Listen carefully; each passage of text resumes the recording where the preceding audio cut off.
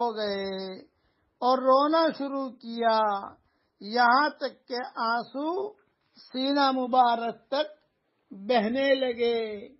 پھر رکوع فرمایا، اس میں بھی روتے رہے، پھر سجدے سے اٹھے، اس میں بھی اسی طرح روتے رہے، یہاں تک کہ حضرت بلال رضی اللہ تعالیٰ عنہ نے آ کر صبح کی نماز کے لیے آواز دی۔ میں نے عرض کیا، یا رسول اللہ صلی اللہ علیہ وسلم، آپ تو بخشے بخشائے ہیں، پھر آپ اتنا کیوں روئے؟ رسول اللہ صلی اللہ علیہ وسلم نے جواب دیا کہ کیا میں اللہ کا شکر گزار بندہ نہ بنوں؟ کیا میں اللہ کا شکر گزار بندہ نہ بنوں؟